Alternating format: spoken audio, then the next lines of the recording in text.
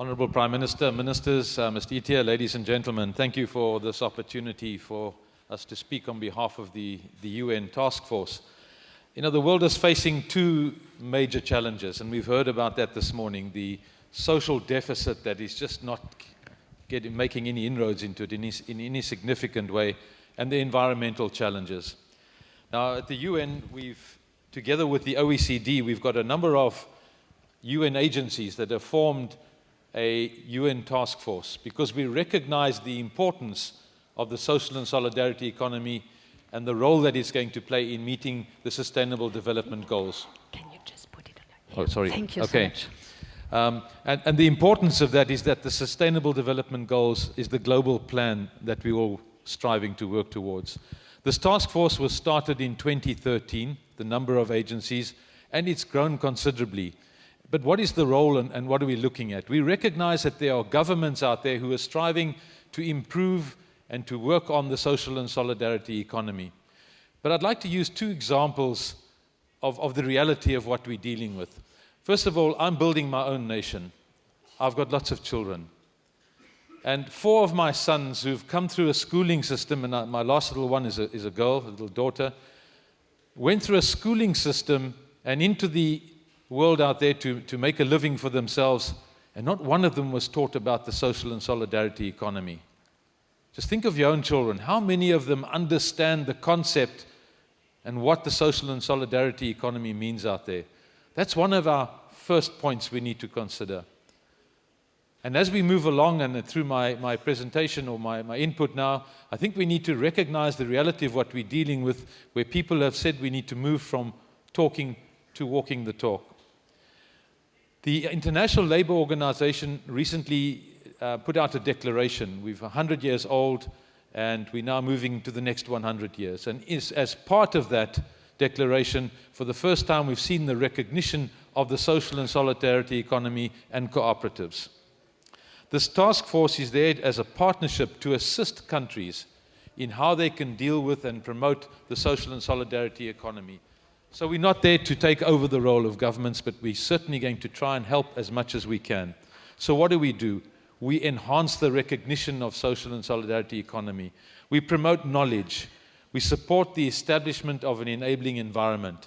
And that is perhaps the single biggest success factor outside of the education system. We also need to ensure that there's support and a coordinated basis of the work that is done at an international level. One of the examples of the initiatives that we started in the last 2 years was the creation of a knowledge hub. With the help of the Korean and Luxembourg governments, we started a platform where we can put information onto an international stage where people can have easy access to understanding and seeing best practices in the world of the social and solidarity economy. And that we had culminated in a conference a few weeks ago organized by UNRIST and the ILO for the UN Task Force, where we had over 43 papers presented. We had overwhelming response. So there is a big interest out there. But what about the way forward? I think we need to look at innovative solutions as we go forward. And yes, it's easy to talk about innovation, but all of the social media that we've got, we need to look at branding of the social and solidarity economy. When I come to a meeting like this, I always think I'm in church. I'm speaking to the converted. Everybody is interested. Everybody likes what is being said. And we walk out here with a big smile on our face and a glow. But then we hit the reality out there that the social and solidarity economy is not making the impact that it should be making or can make to make a dent into those global challenges. Pact for Impact, and I certainly like the wording, and I applaud the government of France for this initiative, is really the branding that we're looking for. Pact for Impact. We need to stand together and we need to make that impact. As the United Nations Task Force, we're certainly going to do our utmost to help in this process going forward. But in the last point, I want to come back to my personal story. I said I'm building a nation. I've got these 4 boys and a daughter, but now I've got 6 grandchildren. And so we move into the next phase. What are those grandchildren going to learn about when they move into a schooling system? Because they're all little babies still. And that is where the challenge for government lies. The governments need to ensure that the education systems are educating the youth of the future about the importance of the social and solidarity economy as an economic option. And secondly, to provide that enabling environment. I come from South Africa, although I'm living in Switzerland at the moment, and I worked for many years across Southern and Eastern Africa, across 23 countries in the work that I did. And I can assure you, in terms of the enabling environment, there is very little in place that encourages the social and solidarity economy. And it's not unique to that part of the world. It's across the whole globe.